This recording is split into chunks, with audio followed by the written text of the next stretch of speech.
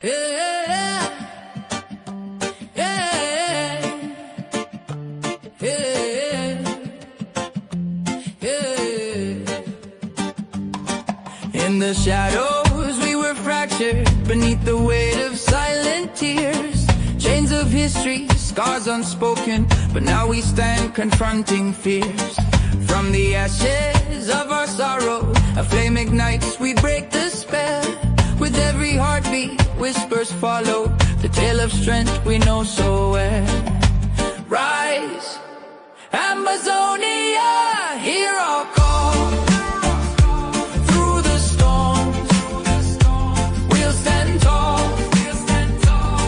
In the heart of our land, freedom song. With unwavering spirit, we will belong. From the mountains to the rivers wide, we reclaim our faith with hope as our guide. On October 1st, hear our unity. Together we rise forever free. With every dawn we paint the skies, a tapestry of dreams reborn. No longer bound by silent cries, our rightful path together sworn. Through the struggles and the battles, in every heart a warrior's fire. For the dreams that our ancestors battled, we reach the summit, climb higher and higher. Rise, Amazonia, hear our call. Through the storm, we'll stand tall. In the heart of our land, freedom song. With unwavering spirit, we will belong. From the mountains to the rivers wide, we reclaim our faith with hope as our guide. On October 1st, hear our unity. Together we rise forever free. The world will not forget our name. With every voice we're breaking chains. Recognition on the horizon's frame. Encourage hope, our love remains. With pride we tread in the open air. A sovereign nation we declare. From the ruins of a life undone, a future bright. Together we run. Amazonia, hear our call. Through the storm, we'll stand tall. In the heart of our land, freedom song. With unwavering spirit, we will belong. From the mountains to the rivers wide, we reclaim our faith with hope as our guide. On October 1st, hear our unity. Together we rise forever free. So let the banners fly high and proud. In the story of freedom we're the loud. Amazonia, our hearts entwined. In the spirit of justice, our futures align. Together we say, together we soar. In the embrace of sovereignty forevermore.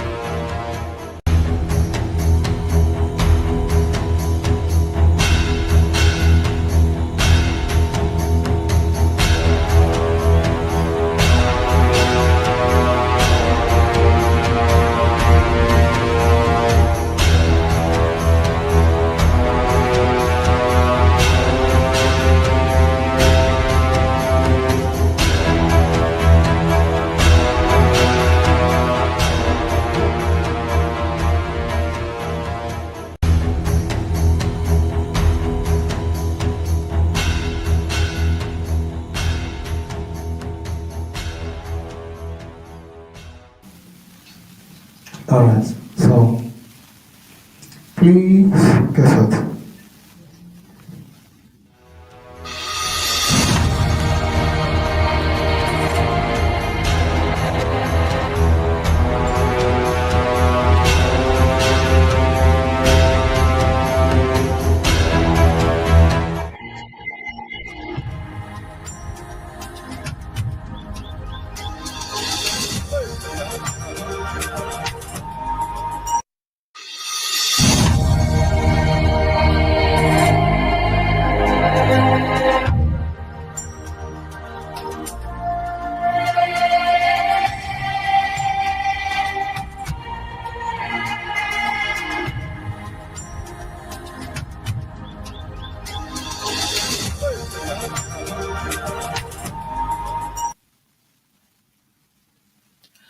A new wave of civil unrest is sweeping across French Cameroon, laying bare the growing frustration and disillusionment of the population under the long-standing regime.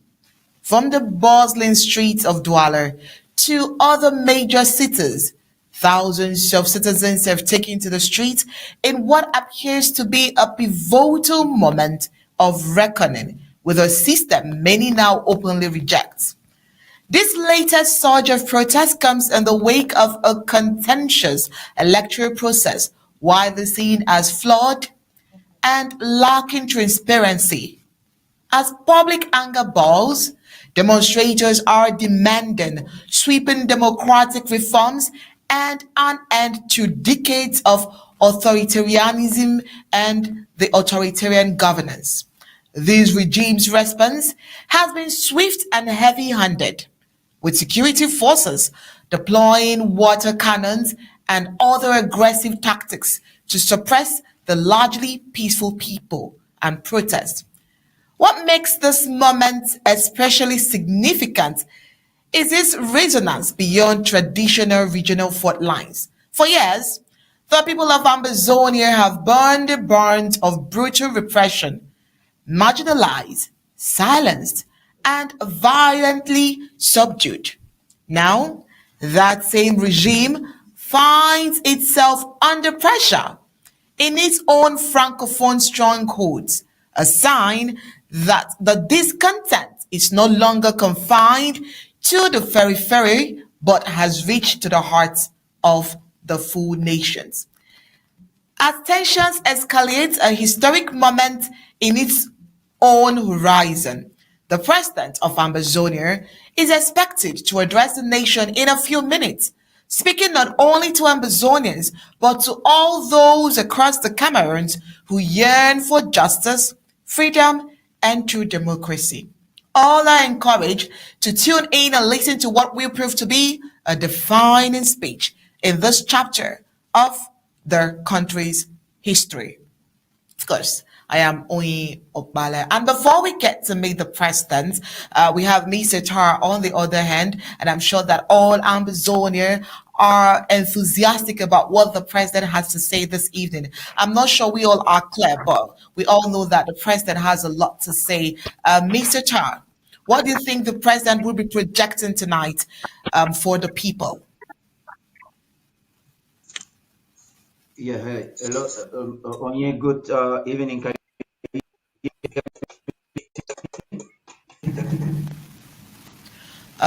Your audio wasn't so clear. That was an amazing coverage. Yeah, Barrister Mbeseha. Okay, Barrister Fru, can you hear me? Yes, please. 5 on 5.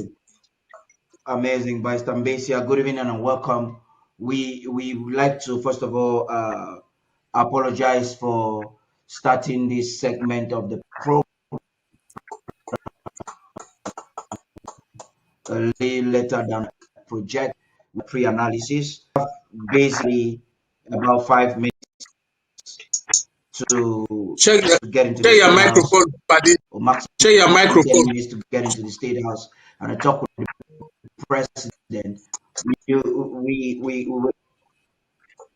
Yeah, me now. Your microphone. Can you hear me? You are breaking. Oh, that's unfortunate. But I hear you. I just wish. Okay, can you hear me now? Yes. Is it much better now, Barrister Fru? Much better. Much better. So I'm like, we have maximum 10 minutes to cover this segment of the program. We're here on Saturday looking through what was happening in French Cameroon. And we were procrastinating on Sunday, anticipating and making analysis. And some of it is quite true. When you look, what do you have to say, Barrister Fru? Let me begin with you and Barrister Mbeseha before we get into the State House, please. Barrister Fru, please. Yes, Paddy. Good afternoon. Good afternoon, dear brothers and sisters of the Federal Republic of Ambazonia. We are here this afternoon to listen to the president. And before we do that, we have some little analysis to say about what is happening to our neighbors, La Republic of Cameroon. What I know so far is that Yaoundé is tense. The CPDM is in shambles. The breakups. There are those who want negotiation for a smooth transition and those who want to fight.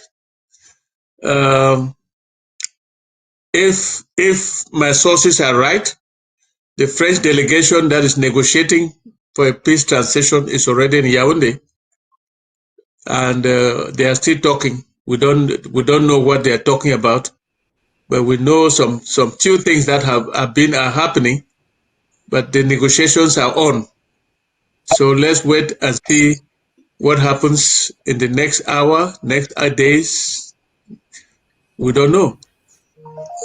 But the French don't want the Sahel experience in Central Africa, and they are doing everything to stop that from happening. And they are asking Biya to arrange for a peaceful transition of power.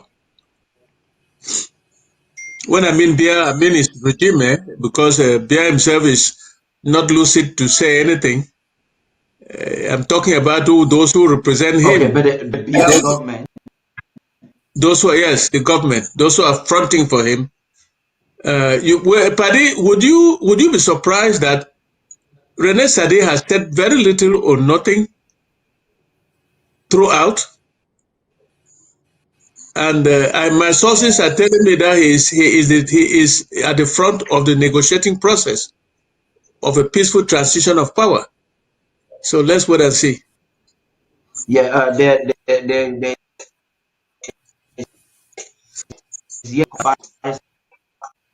You are still breaking up. You are breaking up. Yeah, fix your microphones, Paddy.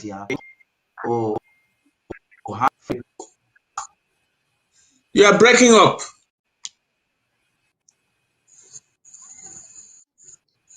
Your microphones are not working.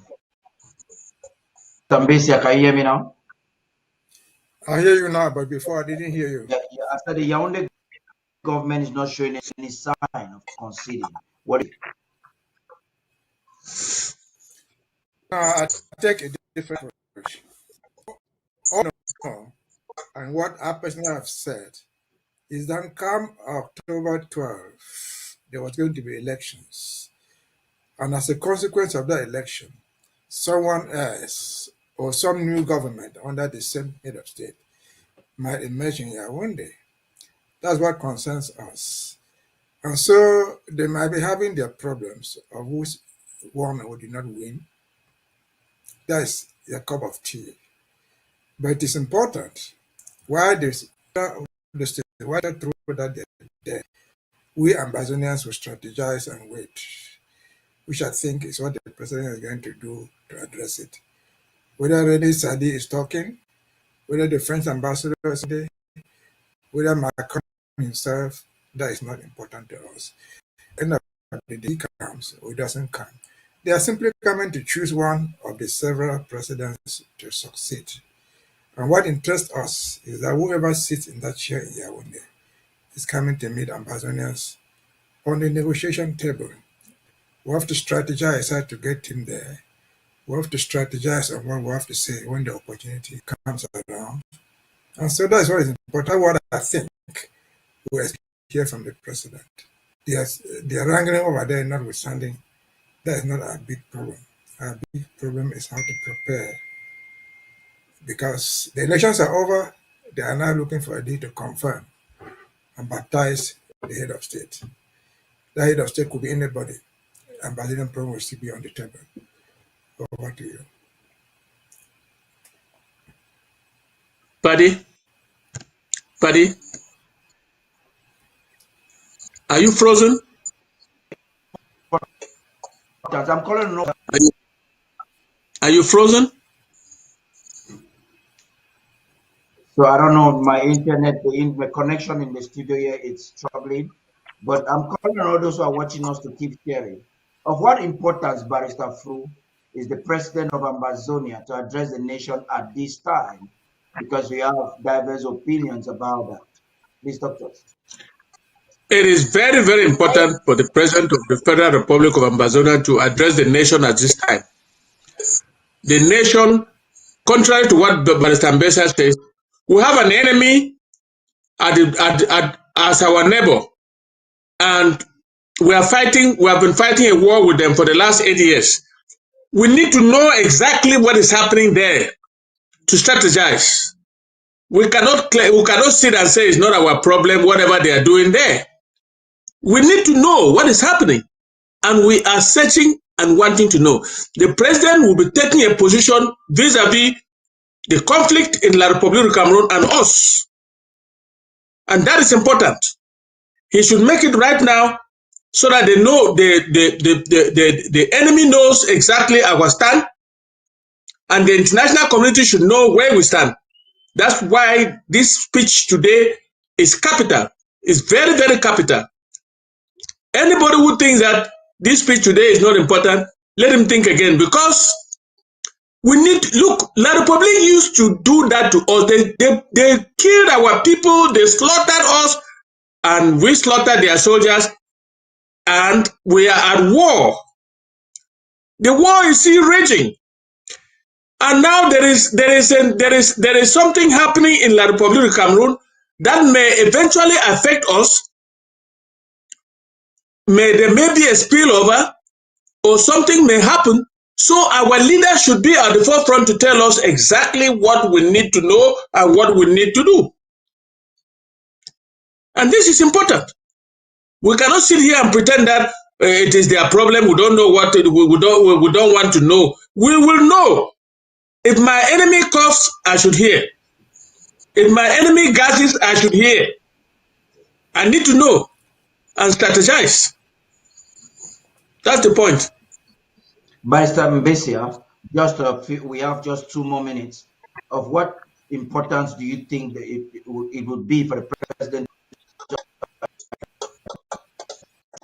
address the nations of the world today, particularly Ambazonia, I guess in the light of positioning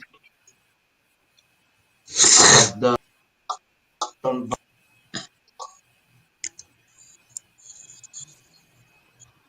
By Mbeseha, I was asking, of what significance is the president's address this evening?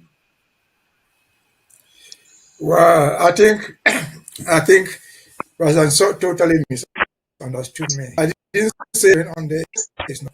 No, it's important. What I said is that the in Yaoundé now is either Chiroma or Paul Biya. That is not our business. We don't choose the leaders for them. But whether the Biya succeeds or Chiroma succeeds is coming to meet us. The problem, they are not discussing Anglophone problem, they call it. Now they are discussing their succession problem. Which succession does not touch yet on Ambazonia. But it's important for us to prepare. That's what I said. I'm simply repeating.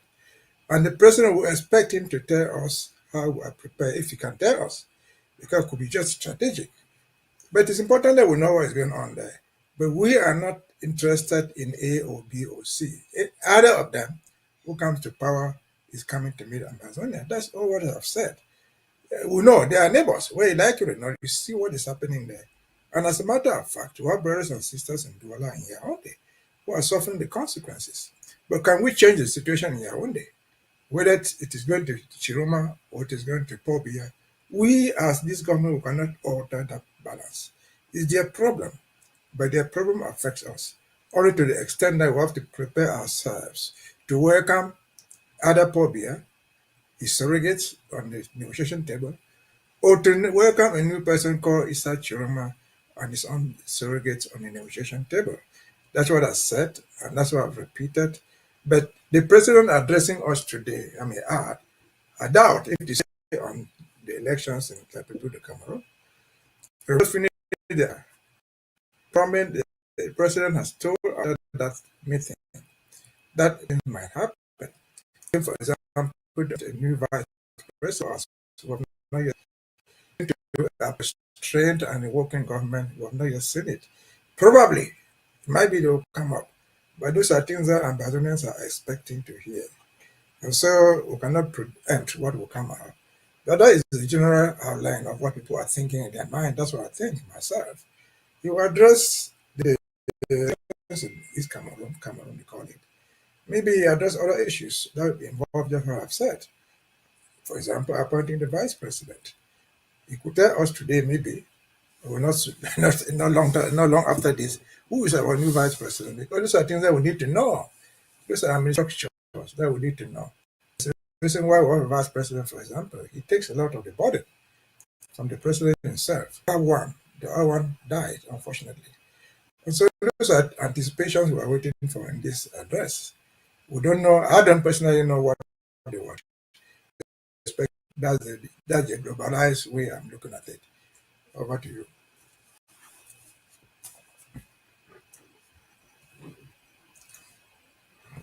Over to you, Paddy. Thank you. Thank you very much, Barrister Mbeseha. We will be getting into the State House now. Right after that, the President's address, we will come back here for the post-analysis. I'm calling on all those who are watching us on YouTube and on Facebook and all our social media platforms to share and to continue to share. We'll be right back.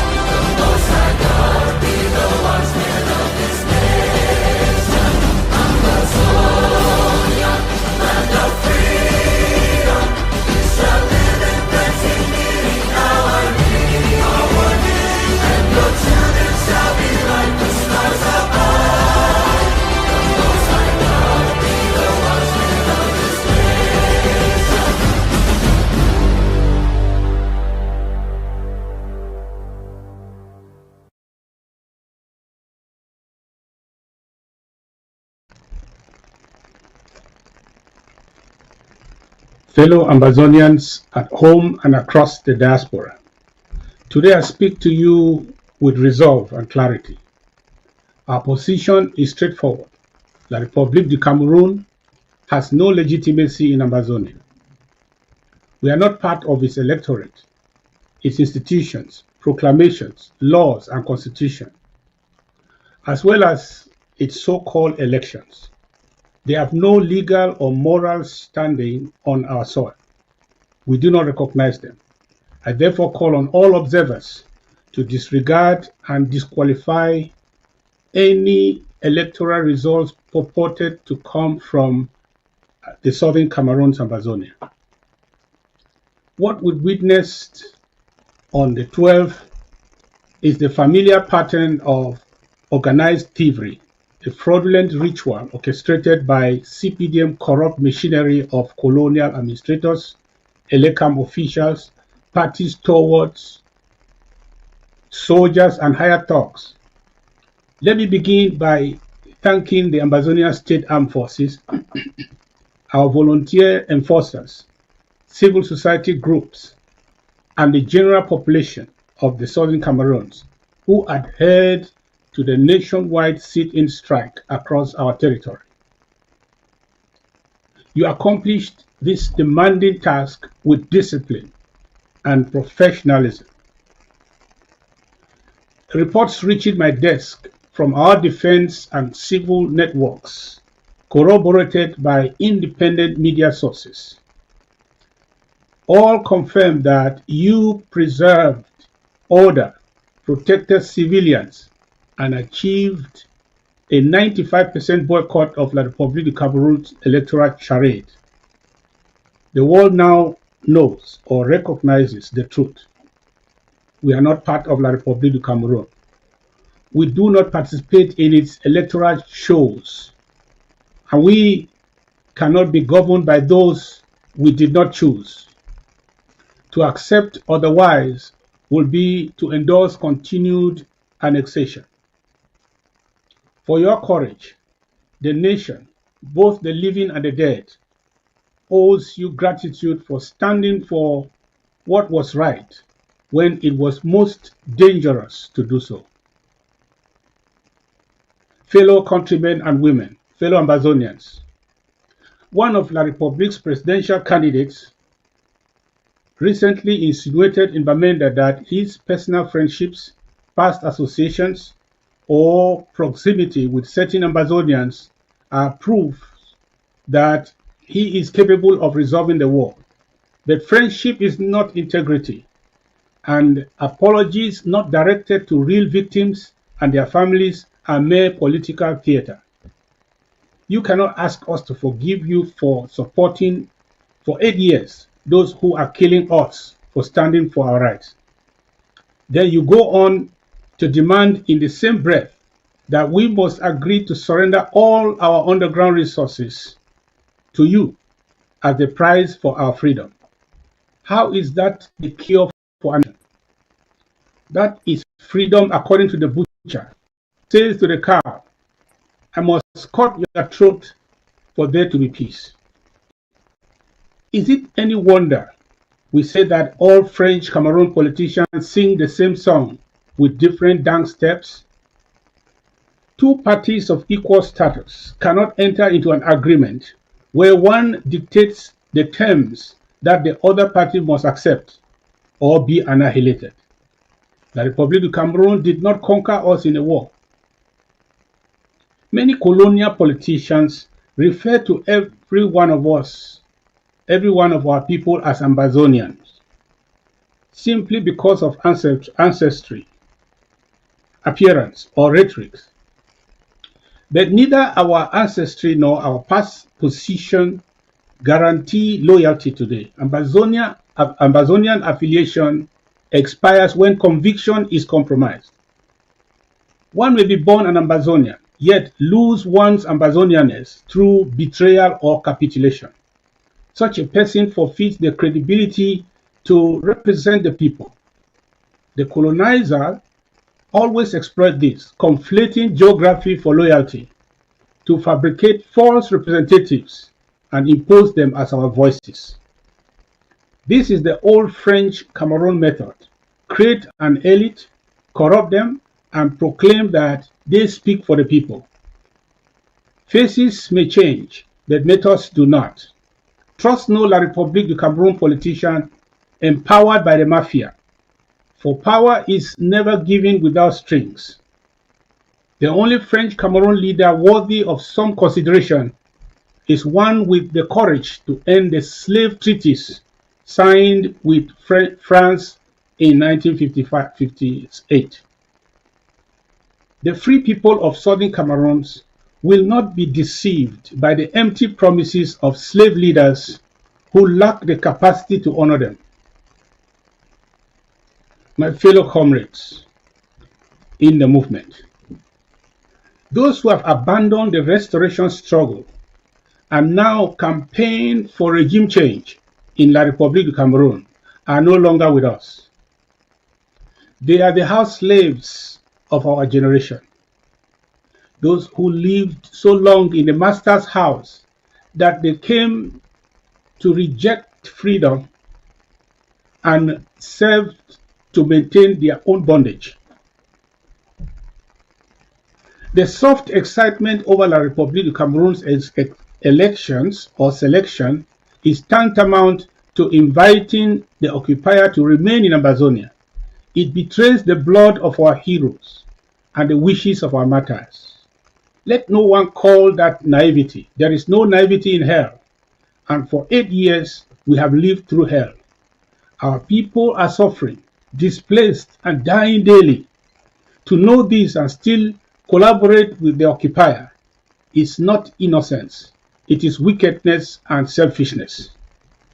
Some of these Chiroma and Kamto friends are amongst some of the most or same voices that once accused my presidency of wanting to sell Ambazonia to La République du Cameroun.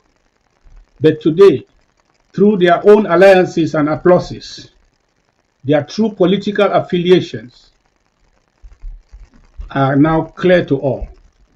If it is not your fight, you cannot have a dog in it. They sought to seize the cockpit and sell us cheap to their one Cameroon friends. Some of these house slaves, like Fru before them, have asked some of you to join La République du Cameroun politics and not put our eggs in one basket. But what two baskets do we have in Amazonia? There's only one basket, independence. The so-called second basket is the one Cameroon basket. It is a python's gullet waiting to swallow the eggs of our freedom. To place our eggs there is surrender or betrayal. Let me be clear. A federated one Cameroon is not a substitute for independence. It is the opposite of independence. We must not be deceived, delayed, or destroyed, not by greed, stupidity, weakness, or corruption. We are a free people, and if we will ever choose to join another country, we must negotiate as a free people. Our equality with the French Cameroon in 1961 must first be fully restored and recognized before any sovereign decision about our future can be made by us. Anything less than that is annexation in disguise. Historically, the people of southern Cameroons have been under successive foreign powers, Britain, Germany, then Britain again, before being fraudulently annexed by La République du Cameroun. None of the other territories of that former colonial entity remain under occupation today except the southern Cameroons. We were not cursed by God to live perpetually subjugated. We have restored our sovereignty and we will defend it. Only in freedom shall we decide our destiny. If French Cameroon accepted conditional independence from the French in 1958, let them know that we shall not. Our freedom is God-given and non-negotiable. My fellow warriors of the revolution, this conflict will not be resolved at any table dressed by retired or compromised actors, those who traded principle for position or personal comfort. A genuine and lasting settlement must involve those who represent the living will of the people, not those who have abandoned the cause of self-determination and now beg for crumbs at the oppressor's table. We acknowledge the campaign promises of some candidates to release our people from detention. But let me emphasize, the release of our comrades who were illegally imprisoned is not a resolution of the conflict.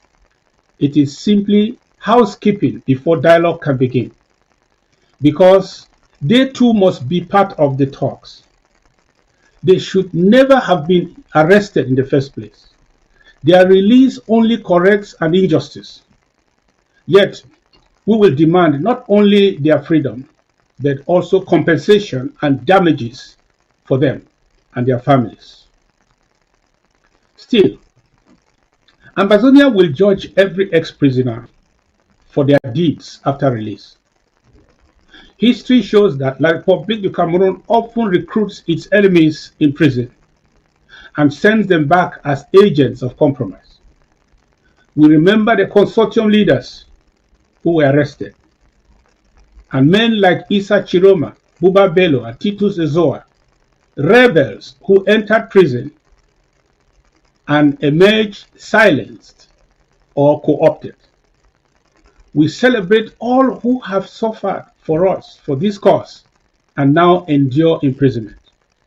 But we shall not excuse betrayal after release.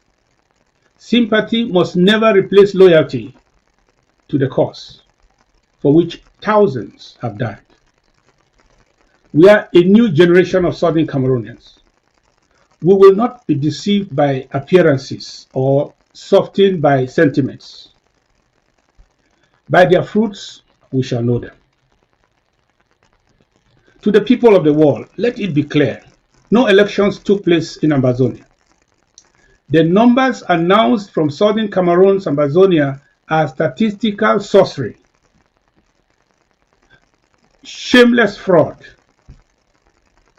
Ballot boxes were stuffed overnight by the CPDM criminal syndicate using registers instead of voters.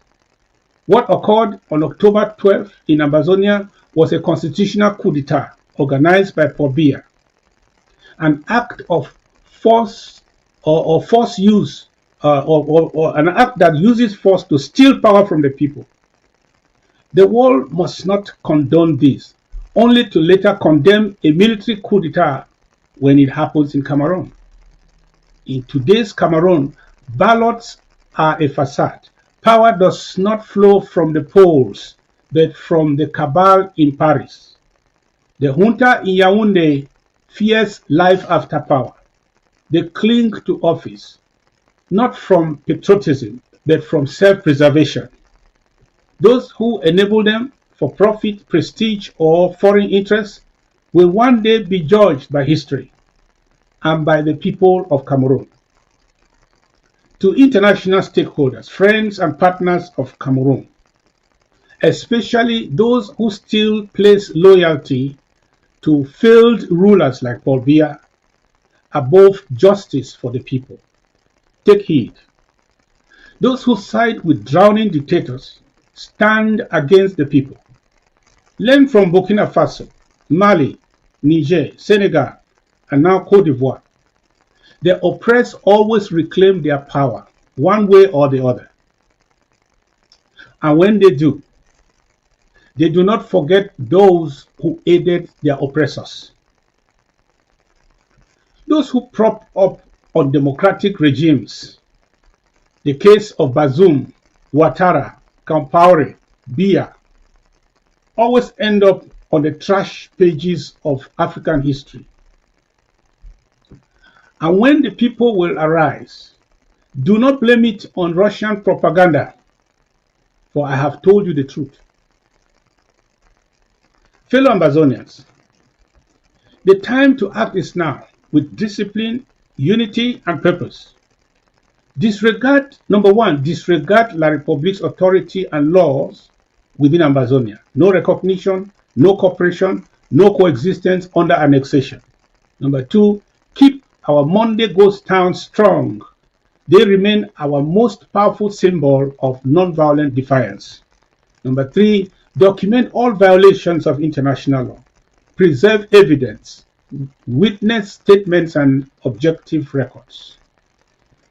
Number four, protect our community schools, houses of worship, hospitals, and civilians. This must never be targeted with political violence. Let us intensify our diplomacy. Number five, press our case internationally for recognition, sanctions, and mediation rooted in our right to self-determination. Number six, prepare for negotiations from a position of strength. Build political, legal, and diplomatic capacity now. Number seven, organize a national fund for resettlement and reintegration, encouraging our displaced people to prepare for return. Ambazonia is not a bargaining chip. We will not allow our struggle to be reduced to personal ambitions. We owe the dead more than rhetoric. We owe them results. No career politician vying for La République de Cameroon's presidency will use Ambazonia as a launchpad to power. The settlement of this war must arise from the place of equality, as it was in the beginning. Two states of equal status, so shall it be in the end. Dear French Cameroon, if you do not rise to demand accountability from those you govern, you will bear the weight of your silence. No one is coming to save you. Your salvation lies in your own hands. If you wait for Yaounde's corrupt constitutional council to grant you freedom, your destiny will remain hostage to deceit. No one truly wins elections in Cameroon because no genuine elections ever occur. A process that cannot transfer power is not democracy. It is theater. Those who competed in this non-contest were deceived. In a dictatorship, power is either taken by the people or given by the dictator, never won by the votes. If you refuse to defend your sovereign choice, forget about elections altogether.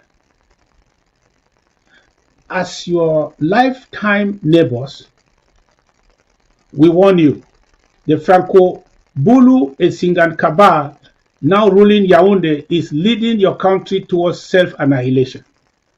If you do not stand up as one, you will perish.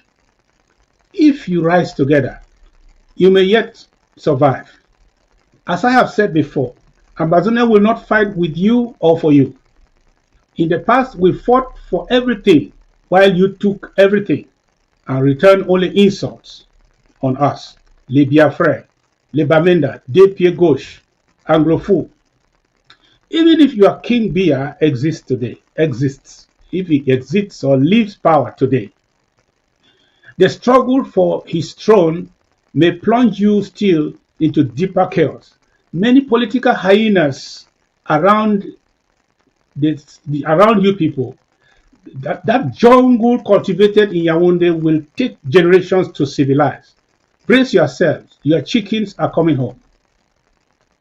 Ambazonia, I want to call you that Ambazonia, the world should look at Ambazonia today and listen to us. The world should recognize us. Please recognize us, not as provocation, but as truth. We are a separate people, distinct and free. Without biased colonial squads in our territory, the future is brighter with a free Ambazonia than with La République du Cameroun. Dark clouds loom over La République du Cameroun, but across Ambazonia, the light of unity is dawning. Our people are politically awakened, aligned in purpose, focused, and imbued with democratic values. There is greater hope for peace, stability, opportunity, and development in a free Ambazonia than in a collapsing Cameroon. Stand firm, stand united, document, boycott, organize, and advocate. We will pursue justice and freedom through disciplined action and strategic diplomacy until Ambazonia's right to self-determination is fully realized. May the courage of our people be matched by their wisdom. I invite you this Saturday to our emergency federal draft. I will give you some major announcements. God bless Amazonia, and thank you for listening.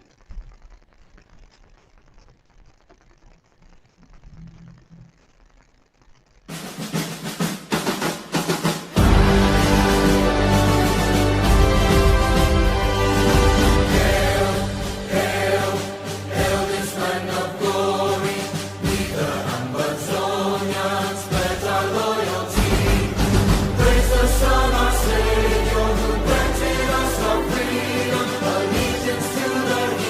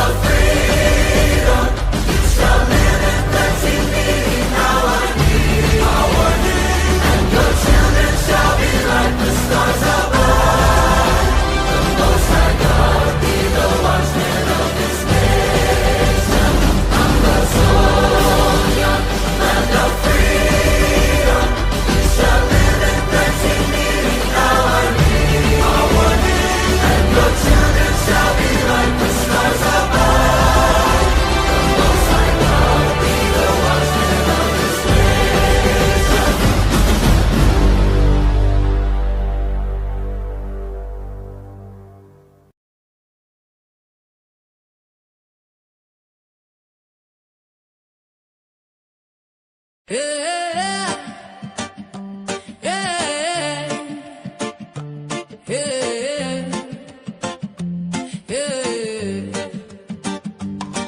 In the shadows we were fractured beneath the weight of silent tears. Chains of history, scars unspoken, but now we stand confronting fears. From the ashes of our sorrow, a flame ignites, we break the spell.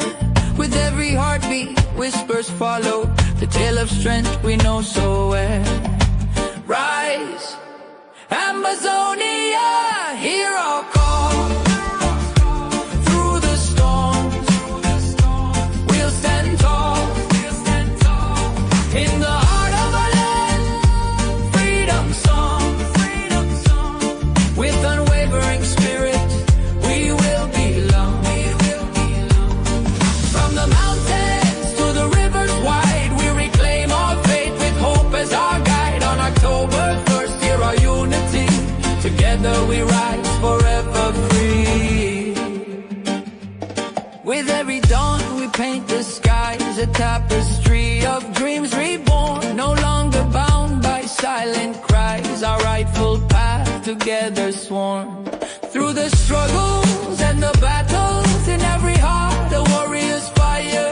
For the dreams that our ancestors battled, we reach the summit, climb higher and higher. Rise, Amazonia, hear our call. Through the storm. Barrister Fru, Barrister Mbeseha, you're welcome. I want to believe that now my internet will be much better because we've just had monumental. It was an exceptional one. The president came from nowhere. I'd like to first of all recognize the president's outfit. He brought a homily. The speech, in my opinion, was absolutely was encapsulating everything that the world needs to know at this time. What Amazonians need to know. It was more than just a speech. It was a president communicating to the hearts of the nation. If you look at his outfit, it's a cassock, if that's how it is called. A lot of people are not aware that the president is a clergy. By his very special grace, he has been able to preserve this revolution, the Amazonian struggle, from infiltration, from people like Milan Arta. He has sneaked himself into America now to do some manipulation, probably with Salah. That's unconfirmed news anyway. So a lot of things I would say tonight is like a history that has been made. So much has been said, and there's direction for Amazonians to follow. Barrister Fru, please talk to us. Yes, Paddy, this was a very, very pregnant policy speech at this time. And the timing was perfect. The timing was such that was such that La République de Cameroun heard us loud and clear. He heard our leader, heard our president, our head of state clearly. He set the boundaries. Amazonians are not La République citizens. There was no election in Amazonia. To that effect, he congratulated the ASA for doing a marvelous job. 95%. That is to say, we admitted that 5% slicked out and voted. Number two, he gave a very good political lesson to La République du Cameroun. If you are waiting that your salvation is going to come from the Constitutional Council, you are waiting in vain. That junta that is in Yaoundé is not about to give it to you on a platter of gold. You either take it now or you will live to suffer. He has given La République du Cameroun something to think about. And he said something that was very, very interesting. He called on the international community to recognize the Federal Republic of Ambazonia and the Southern Cameroons. Because we are right as a country, we are right democratically, we are united with one purpose, our freedom, our sovereignty, therefore recognize us. Ambazonians are united and they are groomed in democratic principles. Well, I mean, we cannot, the few coup plotters and traitors that are having around, these are all hungry people, but by and large, Ambazonians are ready and united to have their country and to govern themselves. Self-determination it had been in our blood since we were born, and will never go anywhere. We are ready for our new country, for our sovereignty. It is not a new country. We are just restoring what was stolen away from us. And the president was clear. You know, he called us to prepare for negotiations. He listed a couple of things that we need to know, we need to respect, and know that this is what we are supposed to do. I was very, very happy to learn a lot of political analysis from this theologian called Dr. Samuel Sako. A lot of people don't know that he's a theologian. He is a theologian, for heaven's sake. But I think he now knows more politics than being a preacher on the pulpit. Who says that preachers are not politicians? They are liberators. Christ came to liberate us. A good preacher preaches to liberate us. I think the speech of today will go down in history as one of the best. Paddy, I cannot say much. That is what I captured, and I'll tell you, we are on the march. It's amazing. Why Prophet Ayok is in Yaoundé trying to preach on behalf of Atanganji, doing manipulation. Pastor Ambe Ndwala is trying to sabotage the movement and betray his own people because John Gute probably would have given him some bribe. You would have President Samuel Ikome Sako standing for his people. He's like the sanctifier in the midst of this chaos. You understand? Think about it before I give you the mic, Barrister Mbeseha. The time the president emerged, it was a miracle. Nobody expected that he was going to emerge. By some mysterious means, he was an activist called Dr. Common Sense, and Sisiko saw his wisdom from afar. He was not a part of government, nor of any group. He was just advising Ambazonians and Southern Cameroonians how to prosecute the struggle that had started in 2016.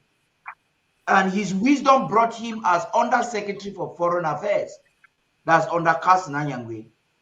Members of government, during that very short time of his appointment, thought that when Sisiko was illegally picked up in Nigeria, nobody was capable. And the members of government and cabinet and Ambazonians thought that just this person, it was God's rightful positioning. And only at times like this can you really appreciate the handwork of God. Looking at the speech today. By Mbeseha, please.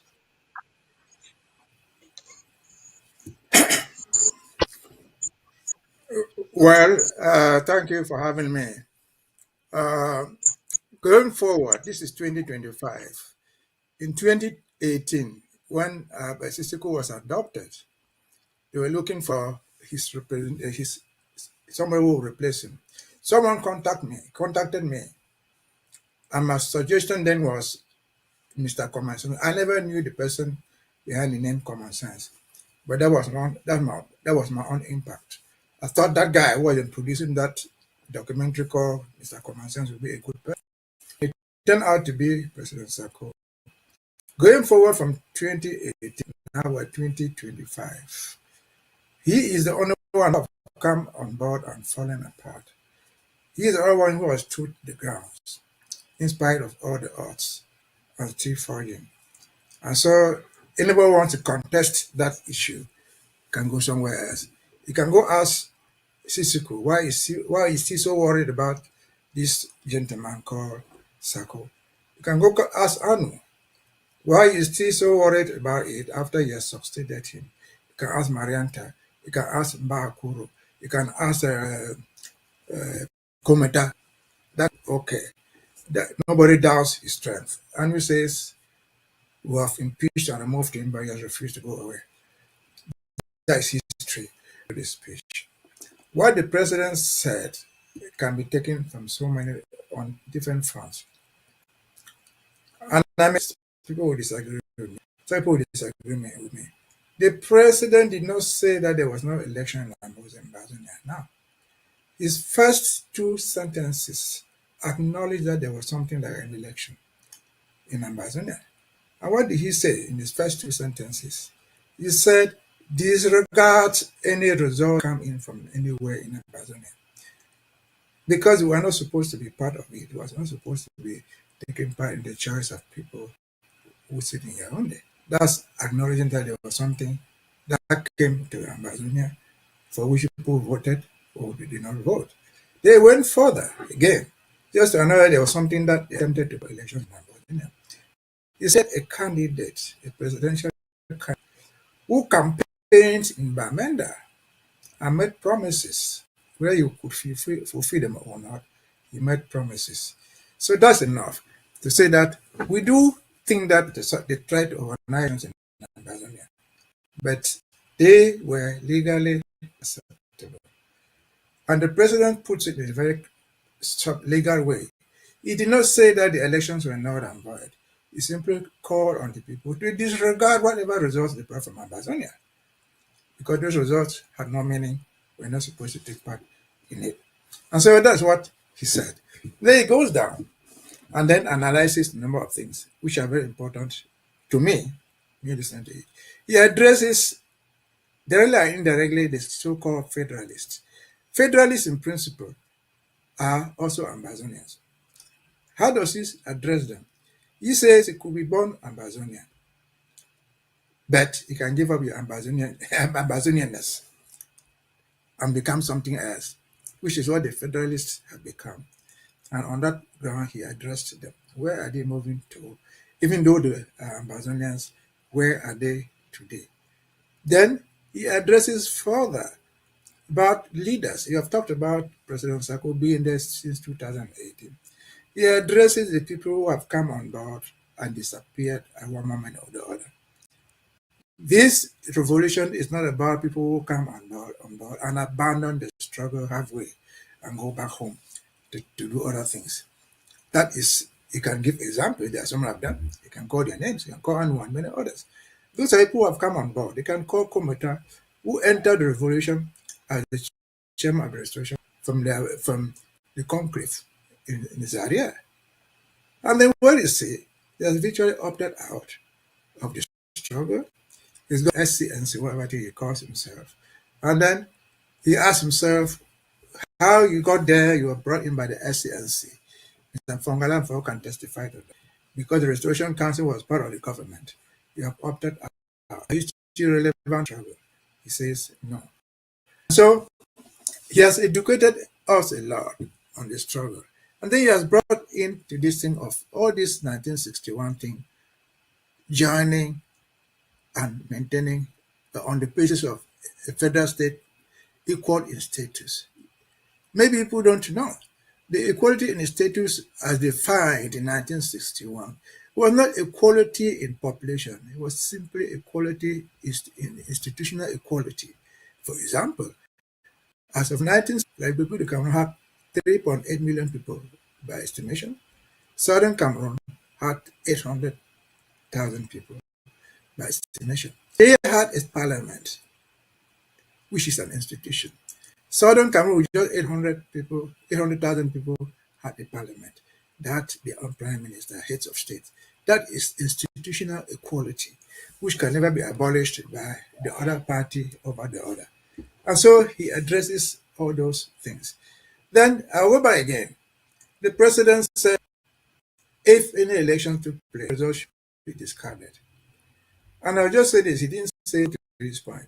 There are people, critics, who have been criticizing us. Where were you when they voted in Amazonia? Where were you when Chiroma came to campaign in Bamanda, went to Buya, went to Dimbe and Chico and so on and so forth? The answer is simple. We were there. Chiroma, whoever came to campaign in Amazonia under armed cars, it came with armored cars. It was not a regular campaign. So if they fought themselves with their armories, with their tanks, their planes, we don't have anything to do. We cannot do that. We are fighting a guerrilla war. So they are coming to campaign in Bamenda for an election that we have said we're not concerned with. It did not become legal just because they stood in Bamenda and talked. It did not become legal just because somebody went to Boya and addressed the population, whoever was there. It could be Mbunda people.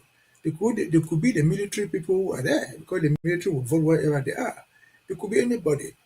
So the crowd is not what makes legal. No, he says this thing, everything came out of Amazonia should be discarded. I don't need to go further to talk about what he says about the elections in Cameroon. For now, I will assume that the 20 million are created. They are aware. They should be able to evaluate what their own electoral system looks like. We don't need to teach them. They have university professors pontificating everywhere, every Sunday. If they don't know that the electum is useless, if they don't know that their constitutional council is useless, it is not for us to teach them. But again, they have the government they deserve. If they want to improve on their lifestyles without even Amazonia, they are free to do so. If they want to capitulate to a group of thieves who steal perpetually from the presidency and the affiliate offices, that's their cup of tea. But the president says, we are not part of that system, and we shall not be part of that system. But we shall remain neighbors to that system, trading with care, knowing where we put our feet. Because when you go into alliance, then you know where to put your feet. And so again, he says, they are coming. They are not the things for public, they are things for experts, and we have those experts. But who are those people to be involved? He says, it is not for retirees who were once in government and left. It is for people who are fighting. And then, of course, he reminds our AS, they have done a good job. Continue to do it. It is deep, but the end is coming. That's what I can summarize from his address to the ASS. Don't be this two might have died. Some or three might have been in prison. That's fine. That's part of the revolution. We have not lost sight. And then, of course, he talks about the promise made by a candidate to release our people if he wins. That's okay. They were not even arrested. These people are in prison because they were adopted. They don't have any choice. They don't have any precondition for releasing them because they were illegally adopted. They're not supposed to be there. Let them be released tonight. This very evening, let them be released. That would not have ended the Amazonia struggle. Would have only given us reason for fighting. And so I think the president has no sense. Most importantly, Amazonians who are pontificating around in different forms need this thing to and Barrister Mbeseha, we're going to come back to you and to Barrister Fru. Those lines that both of you have brought there was quite remarkable. You know, one very interesting part in the president's speech was when he reiterated to those who are cornering enablers or those who call themselves Anglophones like Agbobala, the Enon Chungs, and thinking that these people are speaking for Amazonia. The president categorically stated, Ambazonia will get into negotiations with strength, not with weakness. Now, he was calling on Ambazonians that it is time for us to act now with discipline, unity, and purpose. He gave 7 very remarkable things that I think Ambazonia is supposed to take note of. I would like to be sure if Onye can hear me from her angle. I understand, Onye, that you do have some things to provide for us. I don't know if Onye can hear me. I understand that you Yeah, have. Mr. Tarh, Can you hear me, I please? can hear you. Yes, please. So I do understand that you followed the speech. You have some things to confirm that are happening currently on the ground with regards to the post-elections violence, and even some things that are coming up from the ground right now in Ambazonia that justifies the president's speech of today. And I think that was remarkable. You have just indicated that to me. I would like to give you the floor to come up with that, and right after that, we'll continue with this post analysis. I'm calling on all those who are still watching us on Facebook and on YouTube to keep sharing, because we are just about to begin this evening. There's a lot we have to share. We have to crack down the president's speech step by step and observe some of the reports that are coming from the ground. Please, on your talk to us. Please, Mr. Tarh, so I see if the report or the president is aware of everything that's happening on the ground. Most of the complaints gotten from Douala and in Boya and in the whole of the Cameroons, the French Cameroons, and of course Ambazonia. I think that is just one cry that is out there. But then let's get into some of the reports for tonight.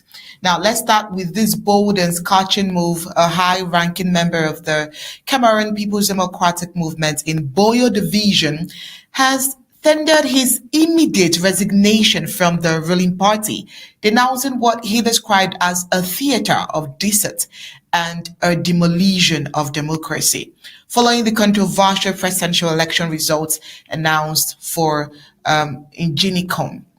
That is, granted party official addressed his resignation letter to the section president of CPDM Boyo 1 Injinicom, citing gross electoral fraud and manipulation of figures in the October 12th French Cameroon presidential polls. His resignation, now making rounds in social media and political circles, has sent shockwaves through the local political establishment. At the center of his protest is the official claim that 2,241 votes were cast for incumbent President Paul Biya in Injinicom, figures he categorically denounces as a shameless and shameless fabrication. According to the former CPDM member, eyewitnesses' account and local report confirmed that fewer than 130 people turned out at the Injinicom Community Hall, where all polling stations for the municipality had been centralized by the Electoral Commission, ELICAM. In his words, he says, this mathematical miracle of fraud has brought shame and ridicule upon the people and daughters of Injinicom, people who stand for honesty, dignity, and self-respect. This is what the former politician wrote. Well, he expressed disbelief at the figures, particularly in light of the social-political climate in the Ambazonia region in total, where ghost towns and widespread election boycott were the order of the day. So he's asking, how could a land that observes ghost town and widespread boycott suddenly produce over 2,000 votes for the CPDM? He asked rhetorically, but we all know the answer. Well, he's calling for the figures, a mockery of reason and an insult to the collective intelligence of the people. Well, the letter goes further to lambast the CPDM, stating that the party has strayed far from its founding ideas, which once claimed to be a democratic movement, has now become a demolition machine, demoralizing truth, demoralizing conscience, and demoralizing the truth of the people. Well, in what he describes as a stand for conscience, image, and honor, the former official declared the immediate withdrawal from the party. He says that he cannot and will not be counted among those who trade integrity for false statistics and moral bankruptcy. Well, I would rather stand alone with the truth than march with a crowd of imposters. That's what he says. Well, the resignation comes at a time of increasing scrutiny over the transparency and credibility of elections in Cameroon, particularly in all of the conflict-affected areas in Ambazonia. Well, observers say that the move could signal deepening cracks within the CPDM's loyal structures and may embolden other disillusioned members to speak out. As of press time, the CPDM section president for Boyo, Ginicum, has not officially responded to the resignation or the allegations contained in the letter. Meanwhile, citizens and activists across Ambazonia and the French Cameroon have applauded the former members' courageous and principled stand amid growing calls for electoral reforms and political accountability. That's not all. Nationwide unrest in French Cameroon. Well, this is highlighting the long-standing grievances across the Cameroons. Well, tensions are escalating in French Cameroon as citizens take to the streets in Douala and other major cities to protest what many view as a consequence of a deeply flawed electoral process. Demonstrators demanding democratic reforms and an end to authoritarian rule have faced aggressive crowd control tactics, including the use of water cannons by the military to disperse unarmed civilians. The current wave of unrest marks a significant turning point in the country's political climate.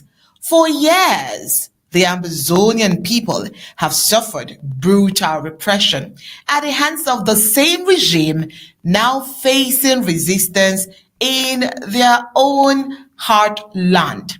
Entire towns and villages in Amazonia have been razed before now, thousands of lives lost, and yet the world remained largely silent.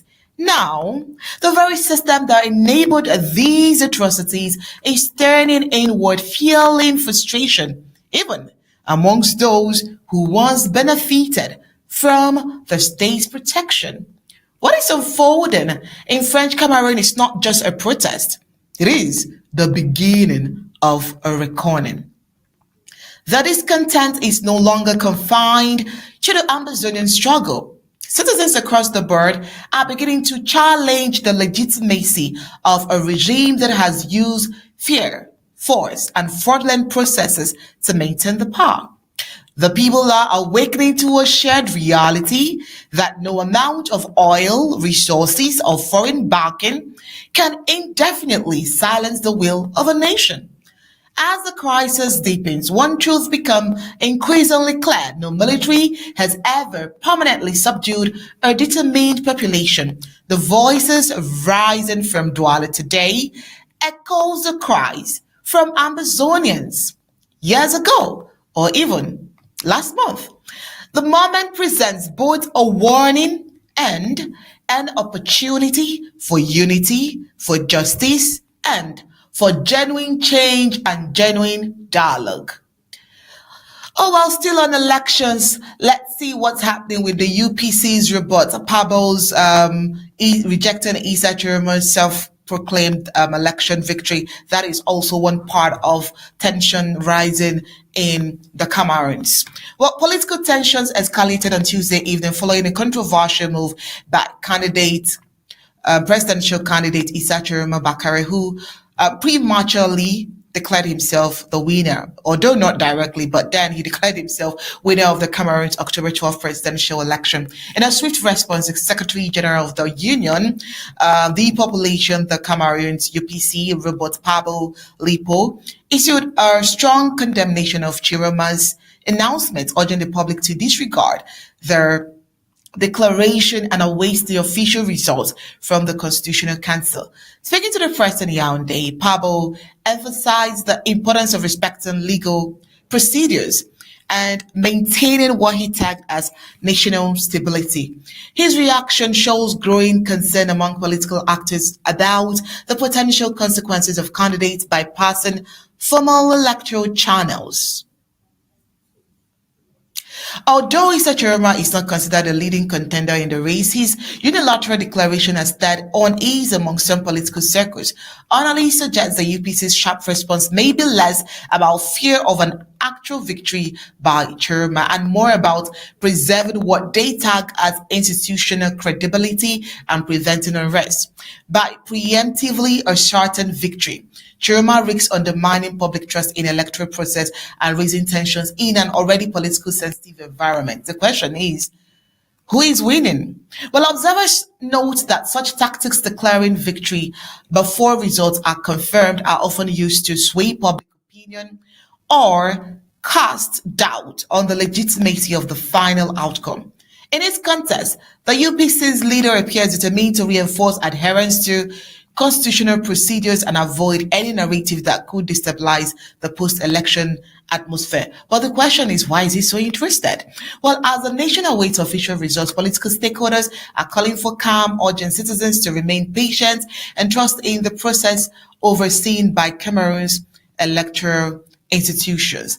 Meanwhile, the tension is still rising following this presidential election as Robert Pabo, secretary of the UPC, publicly condemned what he described as a self-proclaimed victory by Issa Chiroma. Speaking to the press in Yaoundé on Tuesday, he urged Cameroons to remain calm and disregard Chiroma's unilateral declaration. He emphasized that only the Constitutional Council holds the authority to announce official election results and called for respect for legal and democratic processes.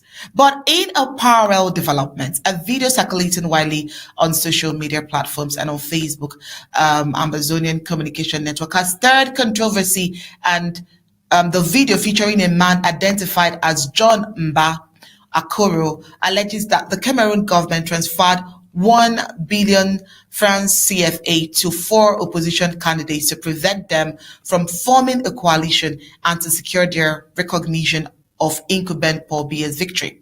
Now, these claims have been categorically denied and described as defamatory, baseless, and malicious. The content, officials say, is part of a disinformation campaign designed to undermine what they have as the electoral process and tarnish the reputation of key figures like Honorable Joshua Osei and the Social Democratic Fronts and its people. But in the response to the spread of the video, both the SDF and the relevant legal authorities have taken swift action.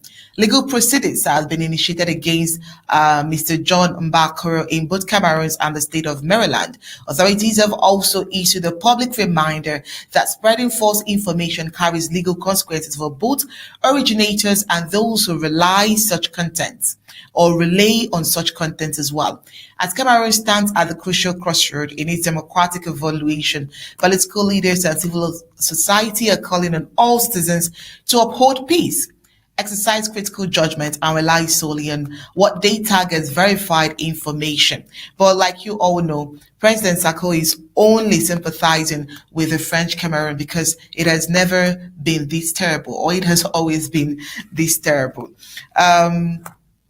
Mr. Tarh, you can see how all of these electoral fraud is confusing every one of them. You know, they are they are fighting themselves at the end of the day. And one would wonder, should Ambazonians even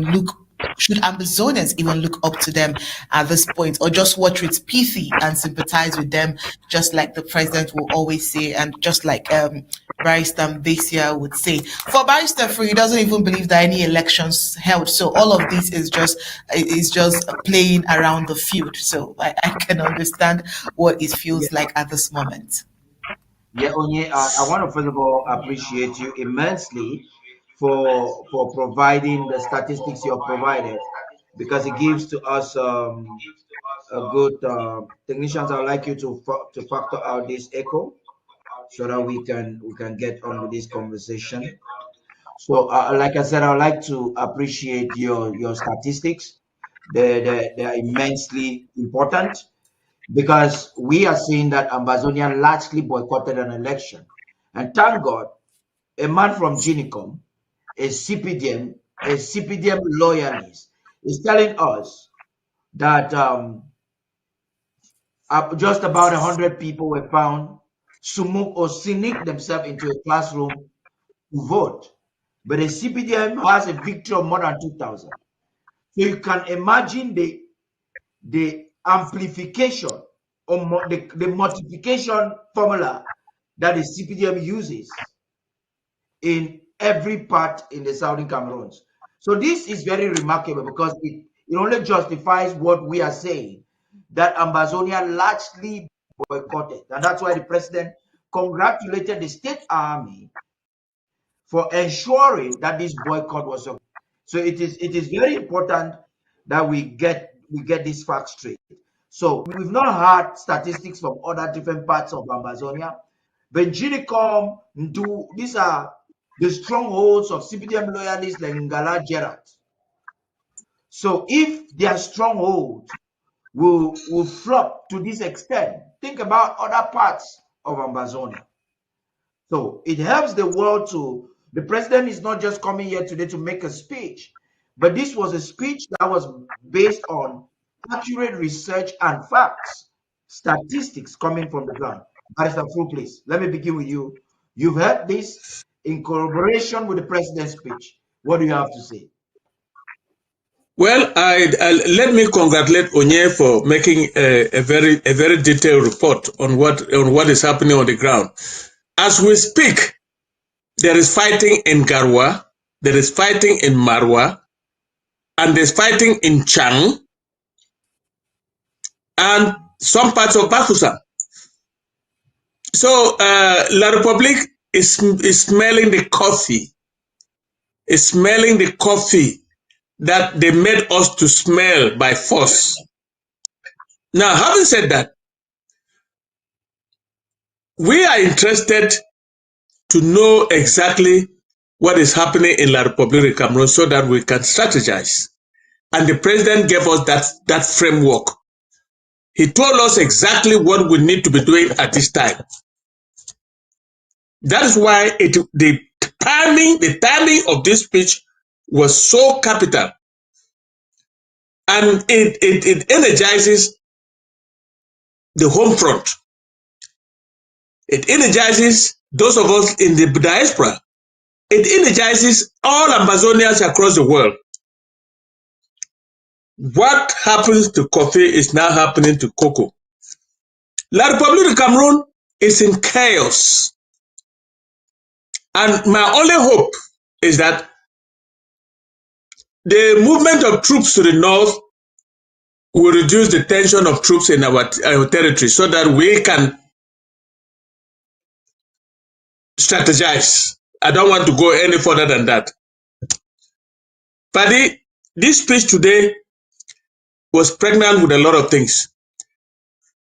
Let's take just one of the most important part of this speech, the recognition demanded by Dr. Sako from the world. Recognize the Federal Republic of Ambazonia, the Southern Cameroons, because these are people who are mature, they are unified in purpose, they are democratically sound, and they are ready to govern. I don't see anything stronger than that. Anybody can put it that way, as strong as he did. Well, I wouldn't get into all the subjects of the speech, but he gave La République a lesson in political science. You are not going to wait for Constitutional Council to liberate you. This is the time for you to do it now or you perish.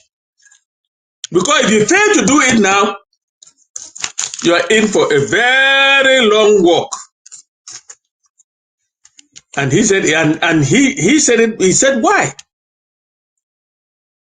Looking at what is happening on the ground, it is the La République du Cameroun playbook right from 1992 to 2018 and today. If you don't act now, contrary to 2018 and 1992, you will remain perish forever.